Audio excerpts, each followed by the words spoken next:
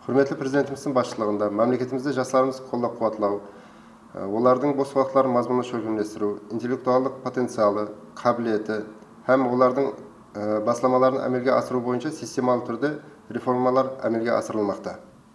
Атап айтқанда, тәлім-тәрбие, спорт, мәдениет, бәнділік, сондай-ақ іспермендік, социалдық қорғау бағдарларында жастарымыз үшін бір қанша имканиятлар жаратылған. Президентіміздің басламасымен енгізілген 5 тикарғы баслама жарыстарын шөгіндестіру бұл жастарымыздың баркамал болып жетілісуінде, олардың жетік инсандар болып жетілісуінде үлкен бағдарлама болып саналады. Қаламызда 30 жасқа шекемгі жастар 174 мыңнан астам болса, сонdan 14-30 жас аралығындағылар 67 мыңнан астамын құрайды. Жастарымыздың бос уақытларын мазмұнды шөгіндестіруге қаратылған 5 баслама олимпиадасы шеңберінде жойбарлар, таңдаулар һәм спорт жарыстарына өткен жылы 57 мыңнан астам жастарымыз қатынасты.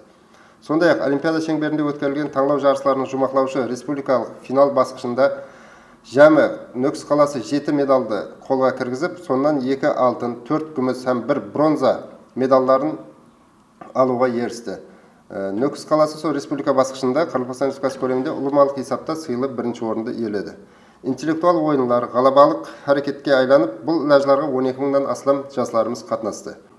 Ібірат перзентлері жойбар шеңберіндегі 20 бипул шет тілі курсларына қаламыздағы 8 мыңнан астам жастарымыз қатынасып тәлім алды. Қаламызда қоқан тәжірибесі тикарында жинаятшылықтың алдын алу мақсатында 319 жастарменен мәнзілді істесуге қаратылған әрекетлер режесі әмелге асырылып, олардан 87 жас мәртлік мектебі әскери оқу жиынына, 150 жасымыз отан сүйушілік тәрбие демалу орайына қамтып алынды.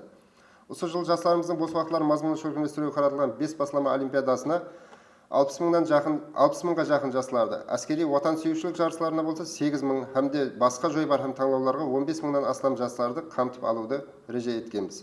Сонымен бірге жастар дәптері арқылы 3 мыңға жақын жастардың социалдық экономикалық машқаларын шешуде әмели жәрдемдер көрсетуді режелестіргенбіз.